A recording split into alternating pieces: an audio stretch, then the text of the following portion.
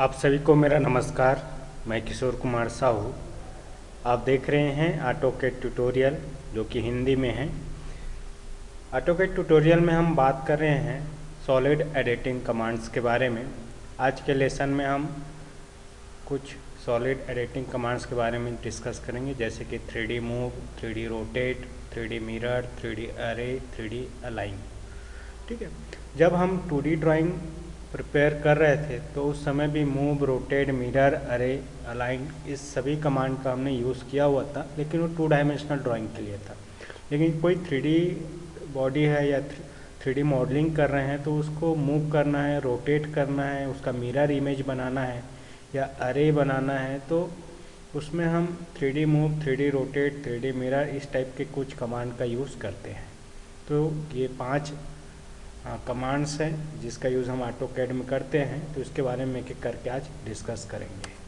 ठीक है, तो सबसे पहले व्यू में जाके हम 3D व्यूज़ में एसी आइसोमेट्रिक सेट करते हैं।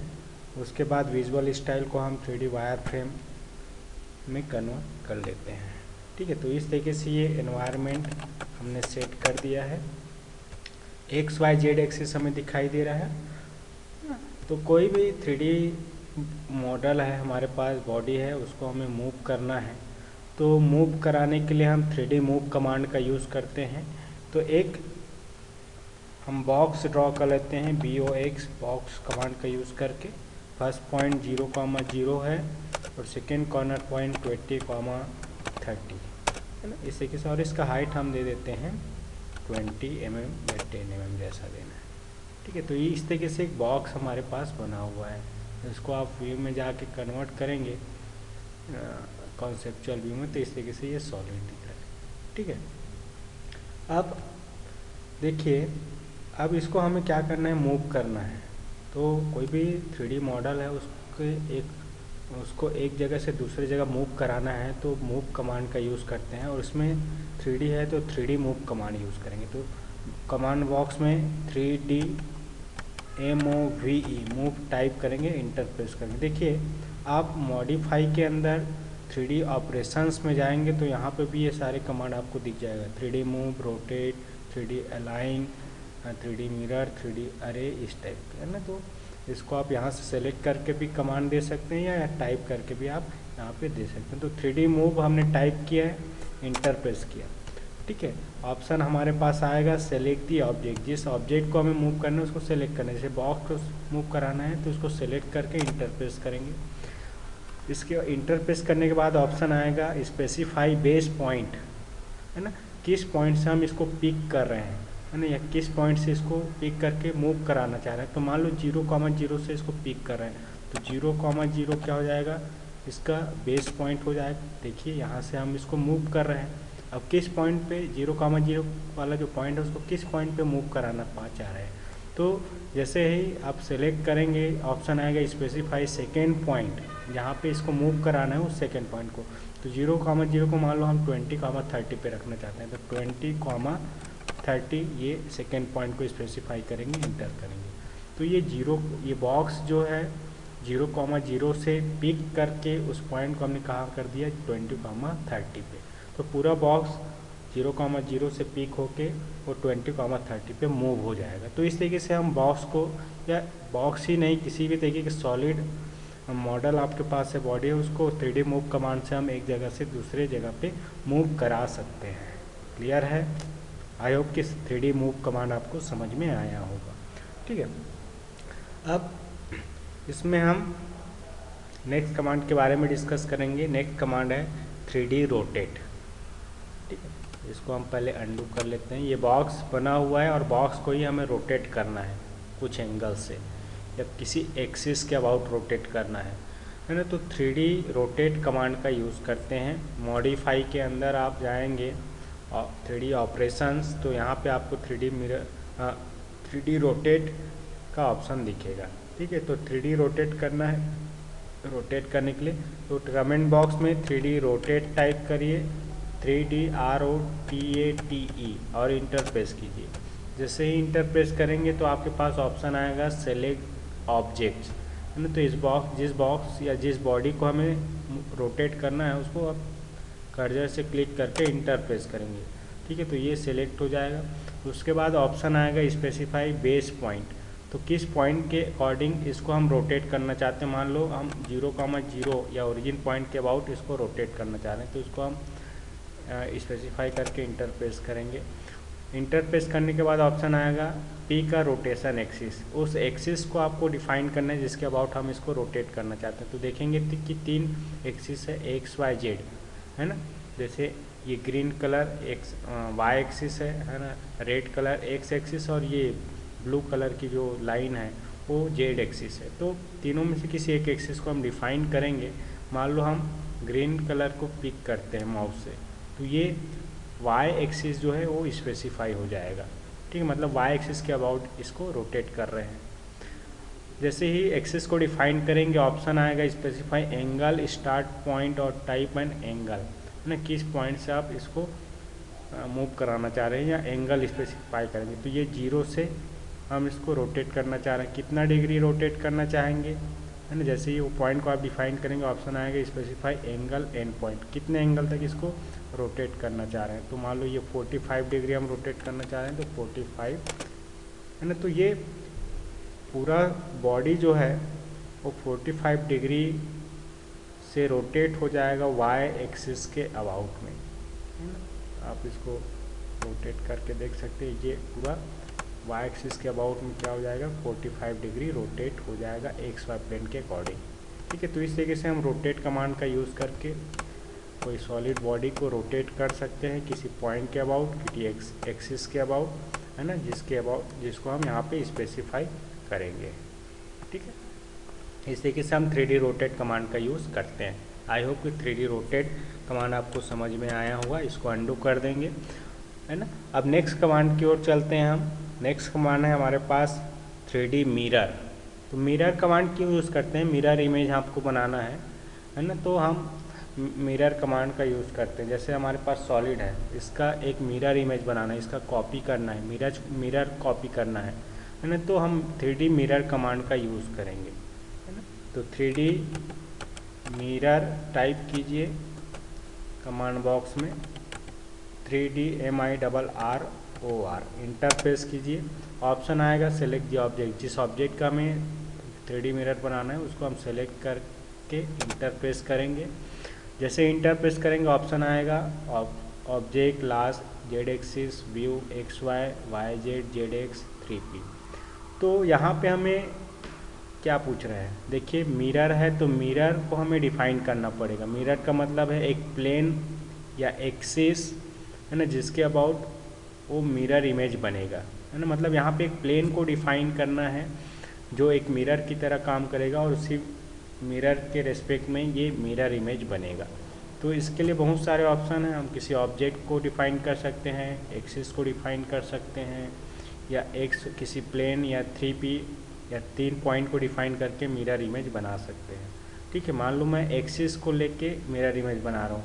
मान लो ये जेड और एक्स एक्सिस को हम मिरर ले रहे हैं ना, ये जेड एक्सिस प्लेन को हम क्या ले रहे हैं, मिरर, वर्टिकल प्लेन को। तो हम जेड एक्स टाइप करके इंटरफेस करेंगे। जेड एक्स प्लेन मिरर का काम करेगा और उसके अकॉर्डिंग मिरर इमेज बनाना है।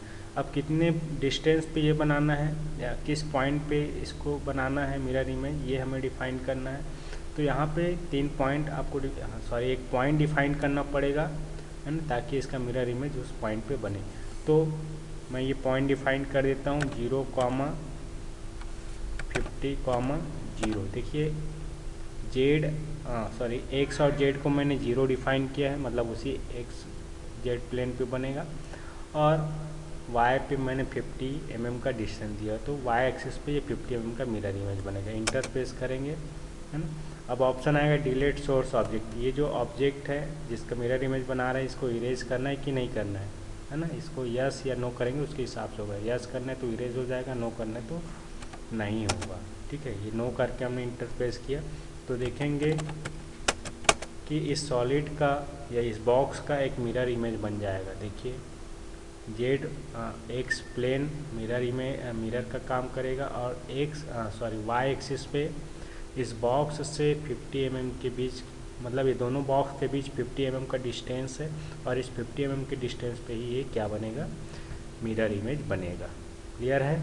आई होप कि आपको 3D मिरर कमांड समझ में आया होगा। किसी भी तरीके का सॉलिड बॉडी है उसका मिरर इमेज बनाना है तो हम 3D मिरर कमांड का यूज़ कर सकते हैं। ठीक है, नेक्स्ट हम लोग देखेंगे नेक्स्ट कमांड के बारे में। नेक्स्ट कमांड है अरे, है ना, 3D अरे कमांड। तो 3D अरे कमांड को समझने के लिए हम एक छोटा सा बॉक्स या कोई भी सॉलिड हम लोग यहाँ पे ड्रॉ कर लेते हैं। जैसे कि हमने एक बॉक्स ड्रॉ कर लिया है 0,0 और 5,5 और हाइट भी हम यहाँ पे 5 ले लेते हैं। तो एक छोटा सा बॉक्स हमने बना लिया है 5x5x5 का। ठीक है, अब इस बॉक्स का हमें एरे बनाना है। एरे हमने 2D के लिए भी यूज़ किया हुआ था। दो तरीके के एरे होते हैं, एक पोलर एरे और एक रेक्टेंगुलर एरे, है ना। तो ये दोनों हम 3D मॉडलिंग में भी यूज़ कर सकते हैं। इसके लिए हम 3D एरे कमांड टाइप करेंगे 3DARRAY और इंटर प्रेस करेंगे। ऑप्शन आएगा सेलेक्ट दी ऑब्जेक्ट, बॉक्स का एरे बनाना है तो इसको सेलेक्ट करके इंटर प्रेस करेंगे। उसके बाद ऑप्शन आएगा enter the type of array. तो रेक्टेंगल और पोलर दो एरे होता है, रेक्टेंगल पोलर हम बनाना चाह रहे हैं तो रेक्टेंगल टाइप करके इंटर प्रेस करेंगे। जैसे ही रेक्टेंगल पोलर आप बनाएंगे तो उसमें नंबर ऑफ रो और नंबर ऑफ कॉलम डिफाइन करना पड़ेगा। तो मान लो नंबर ऑफ रो 3 हम ले रहे हैं, नंबर ऑफ कॉलम आप भी 3 ले लीजिए, 3 टाइप करके इंटर प्रेस कीजिए। और नंबर ऑफ लेवल्स ये भी हमें डिफाइन करना है, मान लो 2 नंबर ऑफ लेवल हम ले रहे हैं। ठीक है, अब उसके बाद जैसे ही आप नंबर ऑफ लेवल डिफाइन करेंगे तो डिस्टेंस बिटवीन रो ये आपको डिफाइन करना है। मान लो डिस्टेंस हम ले लेते हैं 10, है ना। और उसके बाद इंटर प्रेस करेंगे तो डिस्टेंस बिटवीन कॉलम ये हम 10 ले लेते हैं और डिस्टेंस बिटवीन लेवल भी 10 ले लेते हैं। तो तीनों डिस्टेंस हमने 10-10 लिया हुआ है। तो आप देखेंगे कि स्क्रीन पे आपको ये इस तरीके से बॉक्स दिखाई देंगे, है ना। तो एक बॉक्स को मल्टीपल कॉपीज करना है और एक पैटर्न में कॉपी करना है तो उसके लिए हम एरे कमांड का यूज़ करते हैं। तो 2 पैटर्न में हम कॉपी कर सकते हैं, एक पोलर पैटर्न में और दूसरा रेक्टेंगल पैटर्न में। अभी हमने इसको रेक्टेंगल पैटर्न में कॉपी किया हुआ है।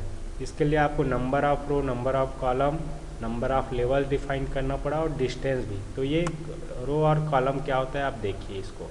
ठीक है, यहाँ पे आप देखेंगे ये कॉलम है, 3 कॉलम के फॉर्म में है, 1 2 3 और 3 रो।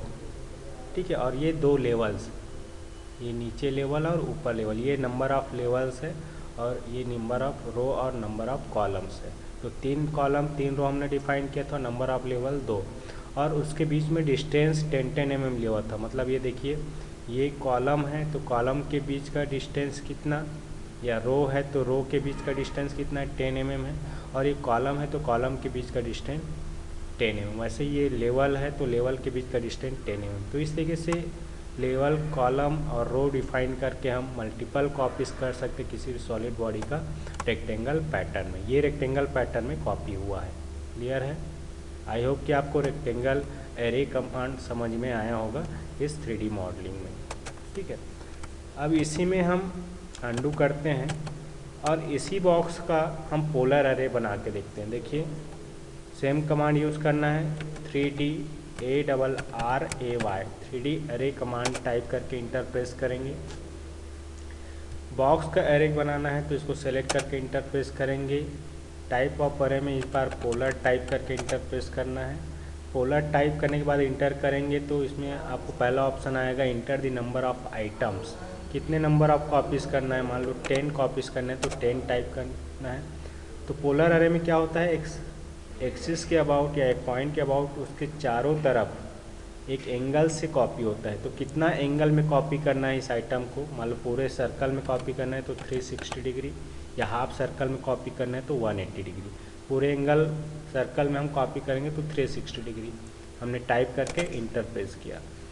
अब ऑप्शन आएगा रोटेट अरेड ऑब्जेक्ट। ये जो ऑब्जेक्ट है इसको रोटेट करके कॉपी करना है या नहीं करना है, ठीक है। तो मान लो रोटेट करना है तो यस करेंगे, नहीं करना है तो नो करेंगे। मान लो नो करते हैं तो ये किस तरीके से कॉपी होगा ये देखेंगे। नो कर दिया, ठीक है। अब किस एक्सिस के अबाउट हमें रोटेट करना है, उस एक्सिस को डिफाइन करना है। तो उसके लिए 2 पॉइंट आपको डिफाइन करना है। एक सेंटर पॉइंट, मान लो 50, हमने डिफाइन कर दिया, और उसी एक्सिस का सेकेंड पॉइंट 50, ये हमने डिफाइन कर दिया है, ठीक है। तो आप देखेंगे कि ये जो बॉक्स है, जो पॉइंट हमने डिफाइन किया 50, और ये 50, इस एक्सिस के अबाउट में ये पूरा क्या हो जाएगा, कॉपी हो जाएगा। और एक पॉइंट के अबाउट 360 डिग्री कॉपी हुआ है। और नंबर ऑफ़ आइटम्स कितने हैं, नंबर ऑफ़ कॉपी कितने, 10 है। तो जिस तरीके से हम डिफाइन करते जाएंगे उस तरीके से ये बनते जाएगा। देखिए हमने इसमें रोटेट में नो किया हुआ था, तो उससे फ़र्क क्या पड़ेगा, अगर यस करे या नो करे तो उससे क्या फ़र्क पड़ने वाला है। इसको हम टॉप व्यू से देखेंगे तो ये इस तरीके से दिखाई देगा, ठीक है। अभी हमने इसको रोटेट नहीं किया है, तो ये बॉक्स यहाँ पे जो है, देखिए ये बॉक्स का ये वाला कॉर्नर क्या है, ये सेंटर पॉइंट की तरफ है। और अदर बॉक्स में उसका ये वाला कॉर्नर जो है सेंटर की तरफ नहीं है। सभी बॉक्स का अलग अलग डायरेक्शन में उसका ये कॉर्नर पॉइंट है। अगर हम रोटेट कर देते तो सभी बॉक्स का ये वाला कॉर्नर पॉइंट सेंटर की तरफ होता, ठीक है। तो रोटेट करने से ऐसा होगा, मतलब रोटेट करने से सेम पैटर्न में या सेम ये जो बॉक्स है या जो ऑब्जेक्ट है वो सेम पैटर्न में कॉपी होगा, है ना। रोटेट हो गया मतलब जो एज या जो पॉइंट एक्सिस की तरफ है वही एज वही पॉइंट बाकी ऑब्जेक्ट के लिए भी एक्सिस की तरफ ही होगा। तो रोटेट करने से ऐसा होता है, ठीक है। आई होप कि 3D अरे कमांड आपको समझ में आया होगा, ठीक है। इसको आप रोटेट करके देखेंगे कि किस तरीके से ये कॉपी हुआ है, तो आप देख सकते हैं, है ना। ये पोलर पैटर्न में इस तरीके से मल्टीपल कॉपीज़ करना है पोलर पैटर्न में, तो 3D पोलर या 3D अरे कमांड का हम यूज़ कर सकते हैं, ठीक है।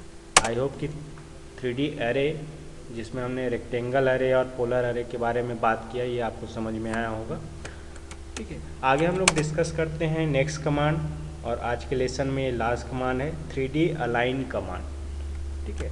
3D अलाइन कमांड में किसी भी सॉलिड बॉडी को हमें अलाइन करना है या जमाना है, तो उसके लिए हम 3D अलाइन कमांड का यूज़ करते हैं। जैसे हम एक बॉक्स ड्रॉ कर लेते हैं, बॉक्स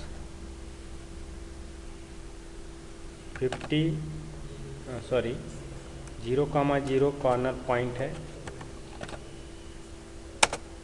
नेक्स्ट पॉइंट 50,50 है, ठीक है। और इसका हाइट हम ले लेते हैं 20।